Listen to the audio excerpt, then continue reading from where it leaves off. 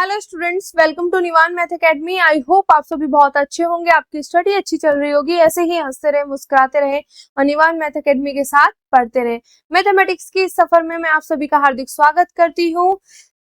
निवान math academy के साथ पढ़ते रहे और अपने सपनों की ओर बढ़ते रहे। अगर हम आज बात करें कि आज का हमारे पास एमएम में टॉपिक कौन सा होगा, तो आज का हमारे पास टॉपिक होगा moment of inertia in some simple cases का केस नंबर 5। ऑलरेडी केस में 4 करा चुकी हूँ, ठीक है। तो अब तक तो आपकी कमांड उस पर आ गई होगी कि मोमेंट ऑफ इनर्शिया की बात करेंगे तो क्या क्या तरीके हमारे पास होते हैं। तो आज हम एक न्यू तरीका लेके आए, मतलब न्यू, जैसे पहले रोड का था, ठीक है, फिर रेक्टेंगुलर लैमिना का था, तो आज ट्रायंगुलर लैमिना का है, ट्रायंगल से रिलेटेड है, ठीक है, क्लियर। तो अगर सिंपल से हम बात करें तो आपको इतना आइडिया तो हो गया होगा कि जब भी हम मोमेंट ऑफ इनर्शिया की बात करते हैं तो हमारा कंसेप्ट क्या है, क्या क्या चीजें हैं, हम किस तरीके से हम करते हैं, वो चीजें आपको अच्छे से समझ आ गई होगी। अब यहाँ पे देखो, मोमेंट ऑफ इनर्शिया की ही बात की गई है पहले, तो आपके माइंड में मोमेंट ऑफ इनर्शिया के बारे में सुनते ही 2 क्वेश्चन आने चाहिए। कौन कौन से क्वेश्चन आने चाहिए, जल्दी कमेंट बॉक्स में बताओ कौन कौन से क्वेश्चन आने चाहिए कि भाई मोमेंट ऑफ इनर्शिया किसका फाइंड करना है, किसका और किसके अबाउट, किसके अबाउट। ये 2 क्वेश्चन मेरे माइंड में आने चाहिए कि मोमेंट ऑफ इनर्शिया मुझे फाइंड करना है, किसका फाइंड करना है, किसके अबाउट। तो पहले हम ये चीज देखेंगे और फिर अपना आगे प्रोसीजर पे चलेंगे। तो देखो, moment of inertia of a uniform triangular lamina, मतलब मुझे किसका फाइंड करना है, यूनिफॉर्म ट्रायंगुलर, ठीक है, कौन सा है, ट्रायंगुलर लैमिना। मुझे यूनिफॉर्म ट्रायंगुलर लैमिना का मोमेंट ऑफ इनर्शिया फाइंड करना है। अब देखो, यूनिफॉर्म की बात करें तो यूनिफॉर्म उसको कहते हैं जो मतलब संतुलन में है, तो मतलब ऐसा ट्रायंगुलर लैमिना जो संतुलन में हो, ठीक है, यूनिफॉर्म में हो, ठीक है। अब मेन चीज आती है, ये तो पता चल गया भाई किसका फाइंड करना है, यूनिफॉर्म ट्रायंगुलर लैमिना का, पर ये भी तो पता चले भाई किसके अबाउट फाइंड करना है। तो अबाउट के लिए यहाँ पे दिया हुआ है वन साइड, किसके अबाउट, वन साइड। अब भाई वन साइड का मतलब क्या, कि जो हम ट्रायंगुलर लैमिना बनाएंगे तो उसकी किसी एक वन साइड के अबाउट फाइंड करना है। ये मेरे पास ट्रायंगुलर लैमिना है, यूनिफॉर्म है, यूनिफॉर्म मतलब जो संतुलन में बना रहता है, तो मुझे इसका मोमेंट ऑफ इनर्शिया फाइंड करना है इसकी एक साइड के अबाउट। तो मैं सोच लेती हूँ, अपनी साइड से कंसीडर कर लेते हैं कि ये मेरे पास एक ट्रायंगुलर लैमिना है, मुझे इस पूरे का मोमेंट ऑफ इनर्शिया फाइंड करना है इस वाली साइड के अबाउट।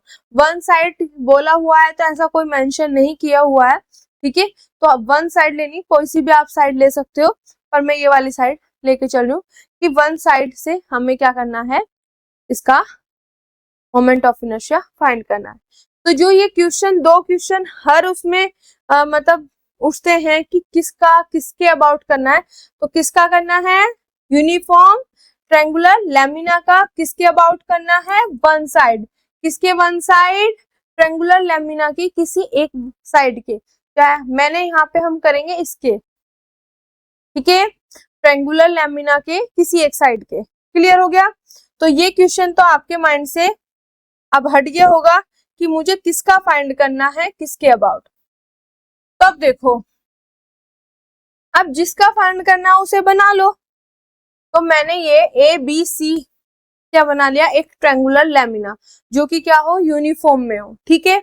अब मुझे इस पूरे ट्रायंगुलर लैमिना का मोमेंट ऑफ इनर्शिया फाइंड करना है, मैं मान लेती हूँ बीसी के अबाउट, बीसी किसी एक साइड के अबाउट करना था। तो वो साइड मैंने BC ले ली कि BC के अबाउट हम इसको फाइंड करेंगे। ठीक है, वही चीज आगे, एक मिनट, वही चीज आगे लिखी हुई है। ठीक है, तो देखो, let ABC be the given triangle of mass M।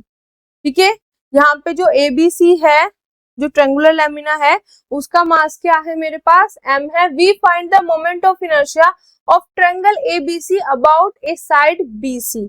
About, एक मिनट, यहाँ से ये भी,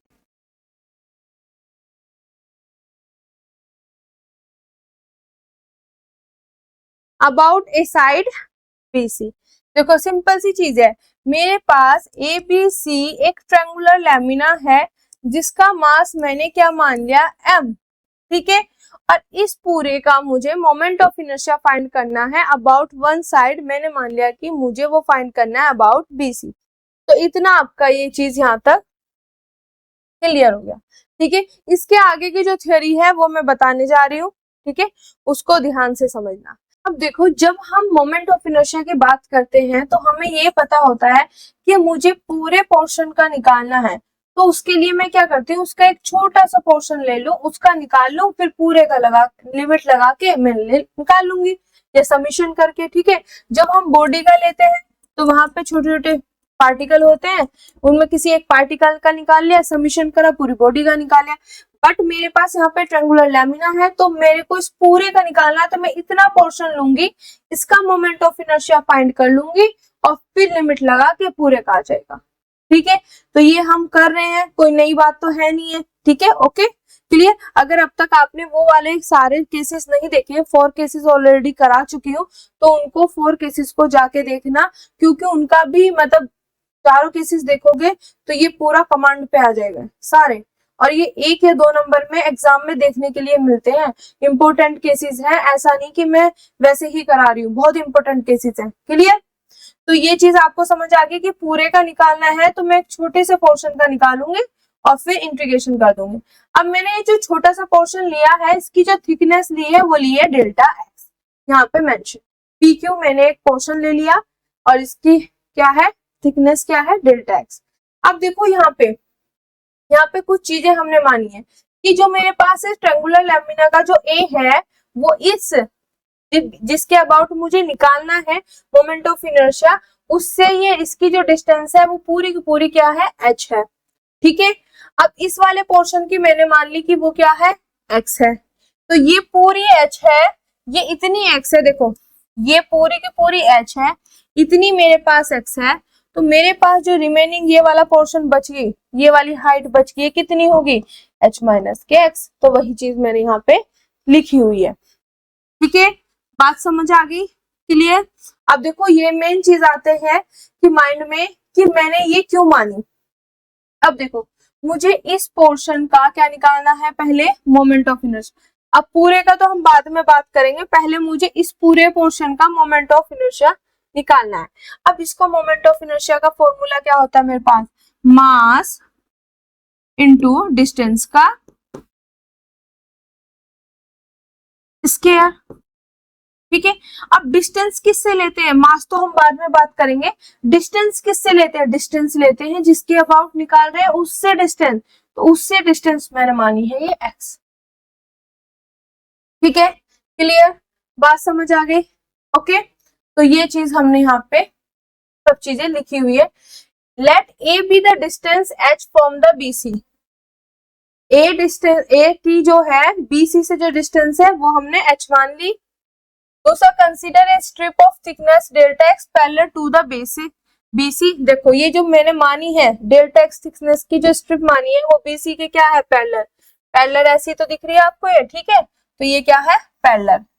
ठीक है, बात समझ आ गई। एंड डिस्टेंस क्या है इसकी BC से, x। तो यहाँ तक की पूरी कथा मैंने आपको बता दी, मतलब जो जो यहाँ पे फंडा यूज हो रहा है, क्या लिया, कैसे लिया, वो सब चीजें आपको बता दी। ठीक है, अब आपके माइंड में आ रहा होगा, मैं आपने ये तो बता दे कि मुझे यहाँ से इसका मोमेंट ऑफ इनर्शिया निकालना, तो इस वजह से मैंने यहाँ से इसकी डिस्टेंस ली, फिर h को ली, क्योंकि बेटा जब मैं यहाँ से इस पोर्शन का मैंने मोमेंट ऑफ इनर्शिया निकाल लिया, ठीक है, अब मुझे अब इंटीग्रेशन लगानी है, तो मैं कहाँ से लेती हूँ, सिंपल सी चीज है, इंटीग्रेशन की लिमिट भी तो लेनी है, तो वो कहाँ से लेंगे बेटा, वो यहीं से तो लेंगे कि यहाँ से स्टार्ट किया यहाँ तक गए, तभी तो पूरा पूरा ऐसे ऐसे कवर होगा, पूरा इस तरीके से ये पूरा कवर होगा, तो यहाँ से यहाँ तक गए तब पूरा का पूरा एरिया ये ट्रायंगुलर लैमिना का पूरा एरिया आएगा। ठीक है, बात समझ आई। तो इस वजह से यहाँ से यहाँ तक की मैंने डिस्टेंस ले ली h, इसका रीजन हुआ ये। तो एक पॉइंट आपको समझा दिया। ठीक है, अब इसके सॉल्यूशन पर हम चलने वाले हैं और करने वाले हैं।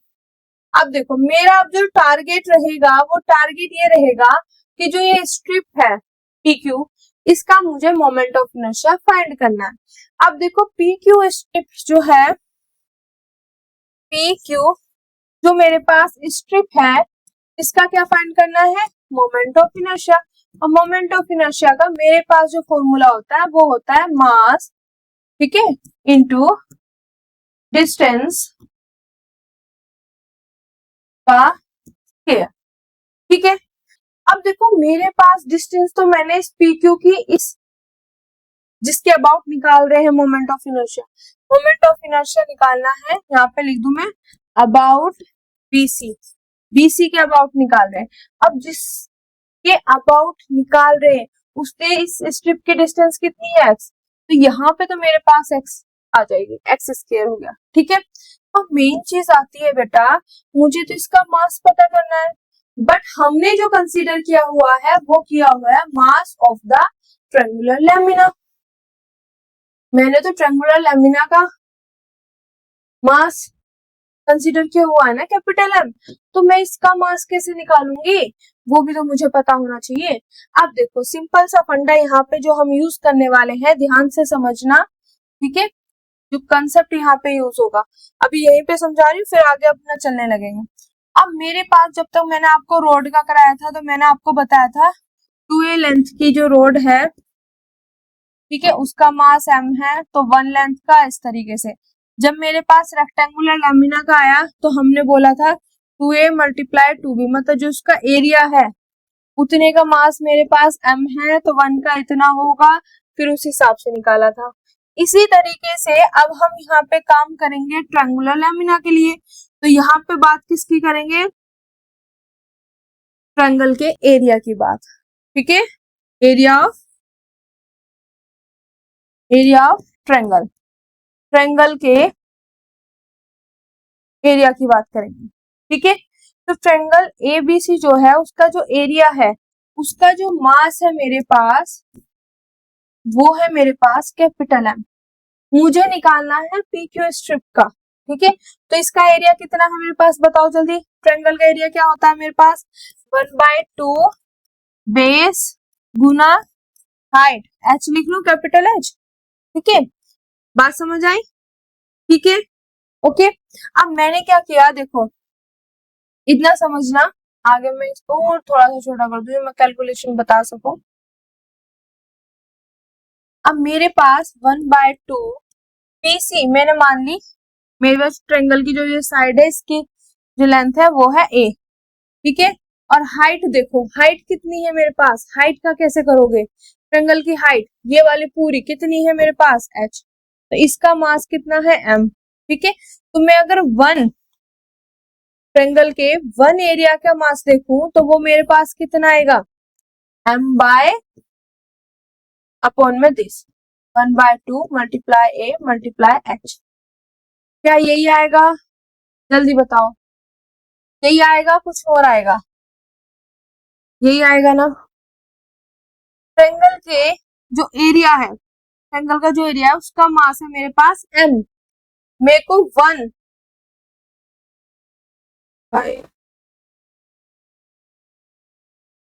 एक मिनट, मेरे को 1 का निकालना है, तो 1 का कितना आएगा, M बाय दिस। ठीक है, पर मेरा टारगेट क्या है, मेरा टारगेट तो इसका है, जो PQ स्ट्रिप है इसका मुझे मास निकालना है। मतलब मुझे किसका मास निकालना है बेटा, मुझे निकालना है PQ स्ट्रिप का, PQ स्ट्रिप का। अगर इसको मैं सॉल्व करूं तो सॉल्व करके क्या हो जाएगा, 2M अपॉन AH, ये मेरे पास अभी आ गया है। एक 1 ट्रायंगल के 1 जो एरिया है, मतलब पहले एरिया इतना था, अब 1 का निकालेंगे तो इतना, अब मेरे को पी क्यू स्ट्रिप का निकालना। पी क्यू स्ट्रिप मेरे पास ऐसे है, तो इसका सिंपल सा चीज है मेरे पास लंबाई गुना चौड़ाई, मतलब लेंथ गुना ब्रेड्थ। तो लेंथ कितनी मेरे पास पी क्यू है और जो थिकनेस है वो कितनी है डेल्टा एक्स। तो मुझे इतने की निकालनी है। बात समझ आ गई, कितने की निकालनी है? P q multiply delta x की। तो P q multiply delta x की कितनी होगी, कितना होगा मास? तो 2m upon A H multiply P q multiply delta x. आगे बात समझ, ठीक है। तो मेरे पास मास निकल गया। मास निकालने का तरीका आया, जैसे दिया हुआ है लेंथ का दिया हुआ तो लेंथ के हिसाब से, रेक्टेंगुलर दिया होता है रेक्टेंगुलर का एरिया इतना होता है, इतने का मास इतना है, मुझे 1 का निकालना इतना हो जाएगा, इतने पोर्शन का निकालना इतना हो जाएगा। सिमिलरली ट्रायंगल का दिया हुआ है मास इतना, तो ट्रायंगल के इतने एरिया का मास इतना है, मुझे 1 का निकालना इतना, तो मुझे निकालना इतने का ही आ गया। ठीक है, अब देखो यही चीज आगे अब मैं लिख रही हूँ इसको, ठीक है, यहाँ पे लिख रही हूँ moment of inertia, moment of inertia किसके लिए बात कर रहे थे हम? स्ट्रिप के लिए बात कर रहे थे, ठीक है। स्ट्रिप के लिए तो बात कर रहे थे मोमेंट ऑफ इनर्शिया की, तो वहां पे डिस्टेंस का स्क्वायर तो हो गया था। अब मेरे पास मास क्या आया, मेरे पास 2m by h, 2m by h और p q multiply delta x. तो यहां से मैं ये हटाऊं पहले, p q multiply delta x और यहाँ पे एक्स स्क्वायर, ठीक है। यहाँ से ब्रैकेट में, अब देखो मेरे पास जो moment of inertia mass into distance का स्क्वायर ये मेरे पास होता है। अब यहाँ पे देखो ये चीज मैंने लिखी हुई है, मास ऑफ द स्ट्रिप क्या आया मेरे पास? पी क्यू स्ट्रिप का मास क्या आया? m upon 1/2 multiply a multiply h p q multiply delta x. देखो यहाँ पे m by 1/2 multiply a multiply h, अब p q multiply delta x. मैंने सिर्फ उसको क्या किया, सिंप्लीफाई कर दिया, उसको सॉल्यूशन कर दिया। मास तो मैंने निकाल लिया, ठीक है। आगे यहाँ पे ये मास आ गया, ठीक है। अब मेन चीज आती है कि मास लाने के लिए मुझे इस पी क्यू का तो पता चलना चाहिए, पी क्यू क्या है। ये भी चीज समझ आ गई, ये भी आ गई, ये भी समझ आ गया, पर पी क्यू का तो मुझे पता ही नहीं है। क्या एंड तक पी क्यू चलता रहेगा? नहीं। अब ये चीजें समझ आ गई। अब इस पूरे कंसेप्ट को कि पी क्यू की वैल्यू हम किस तरीके से निकालेंगे वो देखेंगे इस तरीके से, ठीक है। अब यहाँ पे ध्यान से समझना, मेरे पास क्या है, ये एक ट्रायंगल है, ठीक है, ए बी सी। यहाँ पे मेरे पास क्या था, स्ट्रिप थी पी क्यू, ठीक है। ये पी क्यू क्या थी, स्ट्रिप थी। अब मुझे पी क्यू की वैल्यू फाइंड करनी, तो आप देख रहे होंगे एक ट्रायंगल तो ये हो गया मेरे पास ए बी सी, ठीक है। ये क्या हो गया, ए बी सी। दूसरा ट्रायंगल ये भी तो है, कौन सा? ए पी क्यू, पूरा ए बी सी और ये ऊपर वाला ए पी क्यू। तो हमें इन दोनों को लेके कुछ चीजें करनी है, देखेंगे, फिर उसके बाद हम आगे बढ़ेंगे। अब देखो छोटी क्लासेस में जाने वाले हैं, ध्यान से।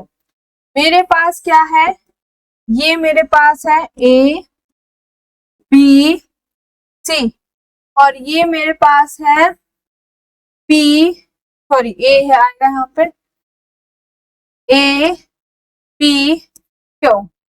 अब ये दोनों ट्रायंगल को हमने क्या करना है, दिखाना है सिमिलर ट्रायंगल, और सिमिलर हमने 10th क्लास में अच्छे से किया हुआ है। तो उसमें हमारे पास एंगल एंगल एंगल से हम क्या दिखा सकते हैं, दो ट्रायंगल को सिमिलर दिखा सकते हैं, ठीक है। तो अब यहाँ पे देखो मेरे पास ये दोनों में कॉमन है एंगल, तो angle A equal to angle A. बात समझ आ गई, कॉमन एंगल, ठीक है। अब यहाँ पे मैंने लिखा है angle A P Q equal to angle A B C. अब ये कैसे लिख दिया आपने, देखो कैसे। अभी मैं थोड़ी देर के लिए यहाँ पे पी क्यू बना रही हूँ, पी क्यू। तो मैंने वहां पे लिखा है angle A P Q equal to angle A B C. अगर मैं इसको आगे तक बढ़ाऊं, इसको भी आगे तक बढ़ाऊं, और ये ऐसे लाइन इस तरीके से ऐसे लाइन जा रही है और ये ऐसे कट करी, तो this angle equal to this angle equal to this angle. ठीक है, बात समझ आ गई? कॉरस्पॉन्डिंग एंगल्स, ठीक है, कॉरस्पॉन्डिंग एंगल्स।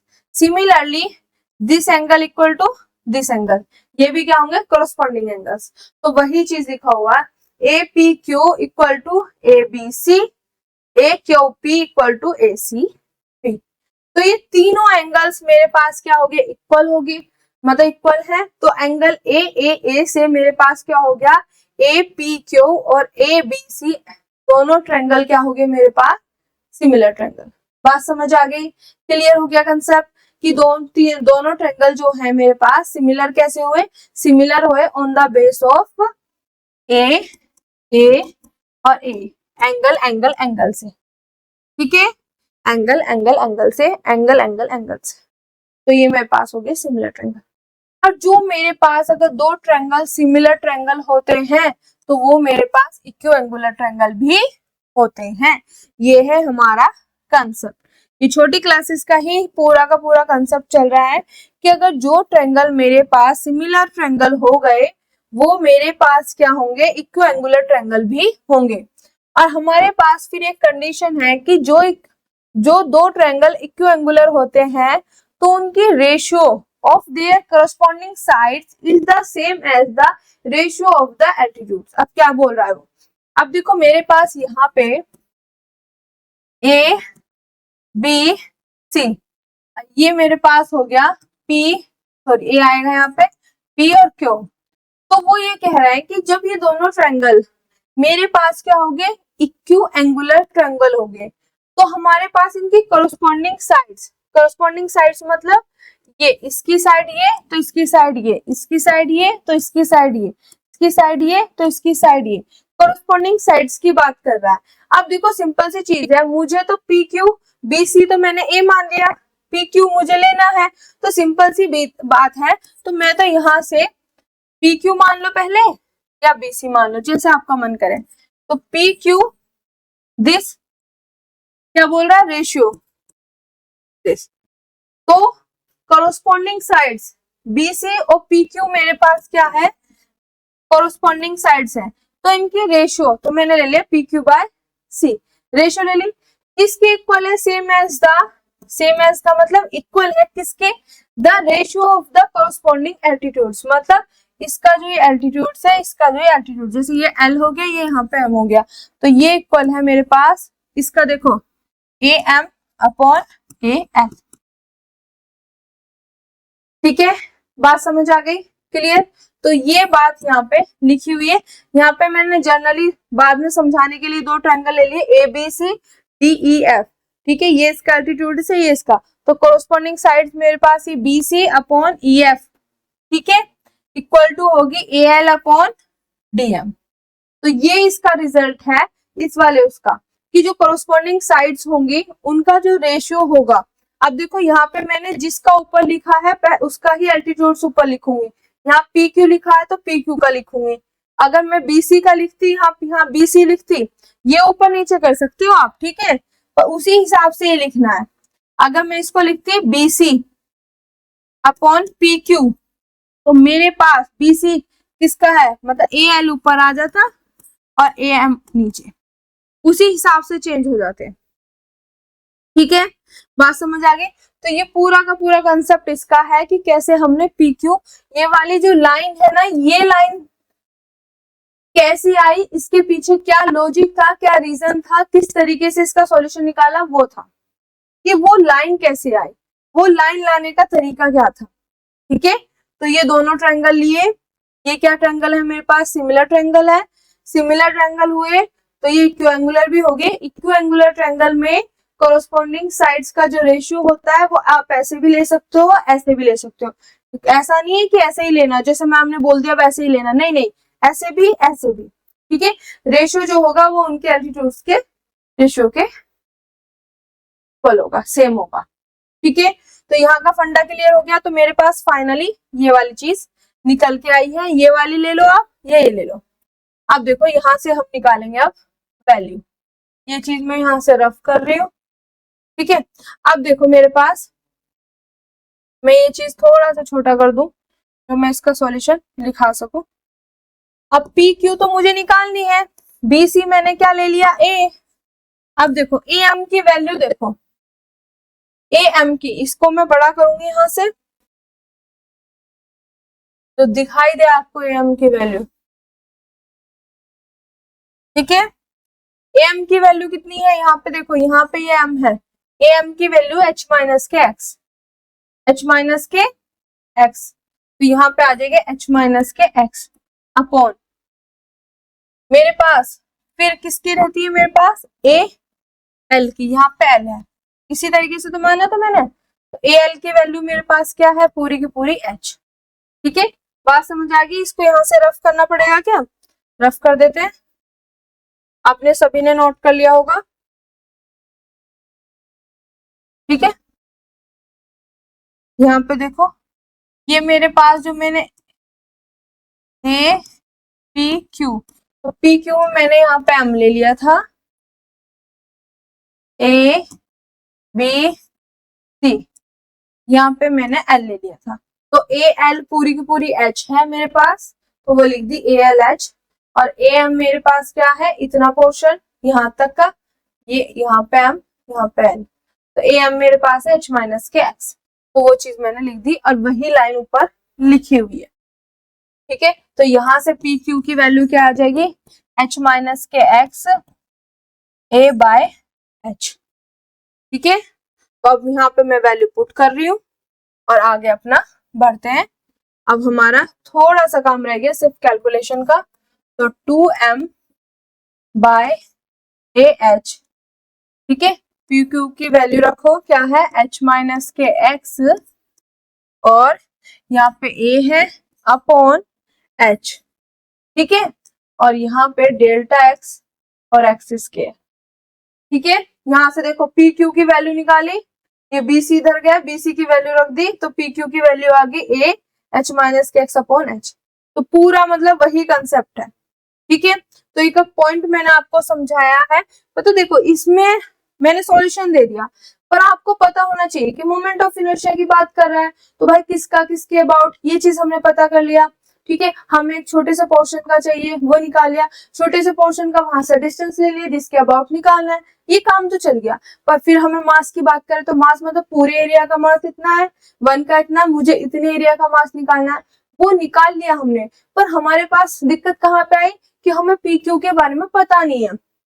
तो पी क्यू का ये लॉजिक आपको ध्यान रखना है बस, कि पी क्यू हमारे पास किस तरीके से, दोनों ट्रायंगल क्या है, सिमिलर है, सिमिलर तो इक्वियो एंगुलर है, इक्वियो एंगुलर है तो इनकी कॉरस्पॉन्डिंग रेशियो जो होगी वो होगी सेम एज, मतलब इक्वल टू होगी उनके एल्टीट्यूड्स की रेशियो के, ठीक है। वहां से ये चीज निकाल के और यहाँ पे पुट कर दी, ठीक है।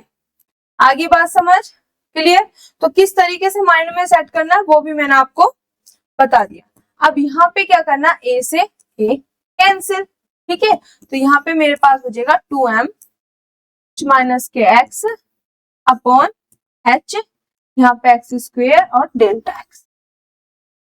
आगे देख लेते हैं क्या आया, mass of the strip 2m h minus k x upon h square, 2m minus k sorry bracket h minus k x upon h square है, सॉरी यहाँ पे सॉरी अभी गलत हो जाता, 2m h minus k x, 2m h minus k x upon में h square, इधर x square और डेल्टा एक्स, ठीक है। तो मेरे पास जो स्ट्रिप है उसका जो मोमेंट ऑफ इनर्शिया है वो ये आ गया पूरा, ठीक है। कैसे आया समझ आ गया, ठीक है। किस तरीके से करना, रट्टा नहीं मारना, क्रैमिंग नहीं करनी, समझना है, समझोगे तो अपने हिसाब से लिख दोगे आप, ठीक है। और इससे रिलेटेड एग्जाम में अगर कोई और क्वेश्चन आता होगा तो आप उसको भी सॉल्व करके लिख दोगे, क्रैमिंग करने से कभी कुछ नहीं होता है, ठीक है। बात समझ आ गई, परसेंटेज बन सकती है पर नॉलेज नहीं मिल सकती, तो आपको नॉलेज लेनी है, क्लियर। क्या क्या फंडा था, क्या क्या लॉजिक लगे यहाँ पे, वो सब चीज क्लियर हो गई। अब मेरा टारगेट जो है, मेरा टारगेट तो पूरे ट्रायंगुलर लैमिना का फाइंड करना है, किसका, पूरे ट्रायंगुलर लैमिना का, मेरे पास कहाँ गया ट्रायंगुलर लैमिना, इसका पूरे का फाइंड करना, इतने का मैंने निकाल लिया। अब इतने का मैंने निकाल लिया तो यहाँ पे एक लाइन भी लिखी हुई है, देखो, every particle of this element is distance x from the BC। अब देखो ये लाइन क्यों लिखी और कहा, देखो PQ मेरे पास स्ट्रिप है, इसके जितने भी एलिमेंट है सबकी इससे डिस्टेंस x ही तो है। तो वो जब इसका मोमेंट ऑफ इनर्शिया निकाला उस बेस पे कहा कि मतलब जितने भी एलिमेंट्स इसके अंदर हैं सबके डिस्टेंस x है, तो मतलब x डिस्टेंस पे है, तो वो चीज लिखी हुई है। अब मुझे पूरे का निकालना है तो मैं क्या करूंगी, इंटीग्रेशन करूंगी, जो मोमेंट ऑफ इनर्शिया आया है उसका इंटीग्रेशन करूंगी, कहां से, अब देखो आप बताओ कहां से करोगे, इंटीग्रेशन करनी है कहां से, यहां से लेके यहां तक, तो 0 से लेके h तक, ठीक है, बात समझ आ गई।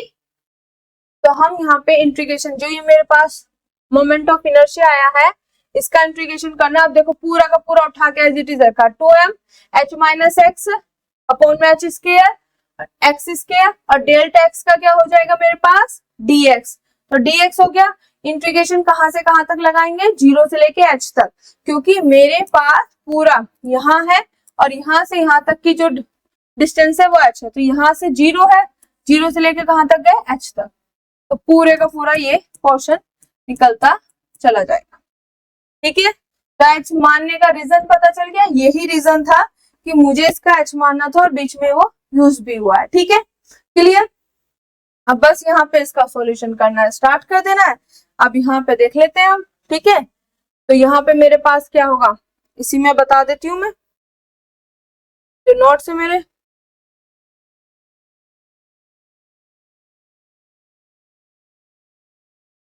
अब देखो यहाँ पे इसके बाद क्या किया, देखो 2m और h स्क्वायर मेरे पास क्या है एज ए कांस्टेंट है, तो ये बाहर इंटीग्रेशन से 2m भी बाहर h स्क्वायर भी बाहर, ठीक है। x कहाँ पे बचा, क्योंकि x के रेस्पेक्ट में इंटीग्रेशन हो रही है, x के रेस्पेक्ट में इंटीग्रेशन हो रही है, तो सिर्फ हमें x वाला लेना है, इसके अलावा जो है वो एज ए कांस्टेंट, तो 2m और h मेरे पास बाहर, तो ये वाला पोर्शन बाहर, इंटीग्रेशन h माइनस के x यहाँ पे आ रहा और x square dx।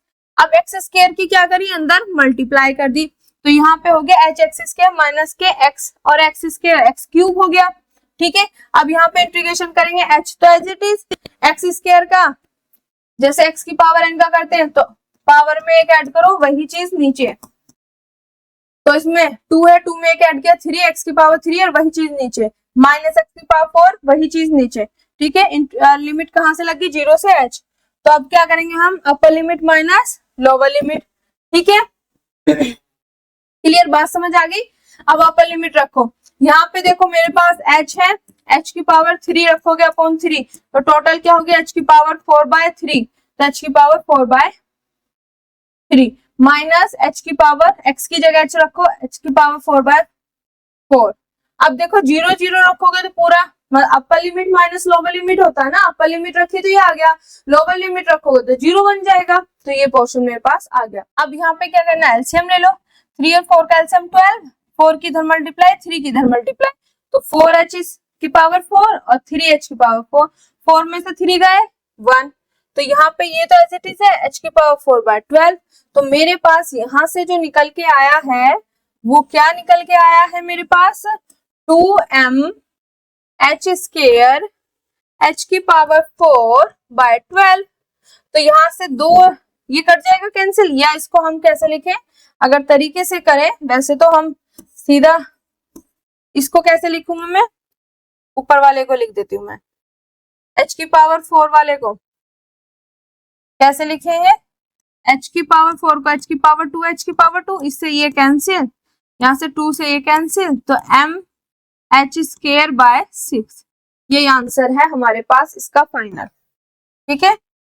Final answer जो है इसका, मेरे पास जो फाइनल आंसर आएगा, अरे रुक जाओ 2 मिनट, मेरे पास फाइनल आंसर आएगा m h स्क्वायर बाय 6, ये मेरे पास आ गया मोमेंट ऑफ इनर्शिया, ठीक है। m है, h स्क्वायर है बाय 6, तो ये मेरे पास मोमेंट ऑफ इनर्शिया आ गया।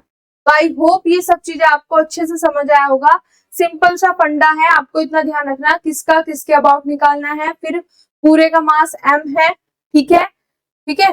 क्योंकि मुझे छोटे से पोर्शन का निकालना है, तो छोटे से पोर्शन का मास निकालोगे आप।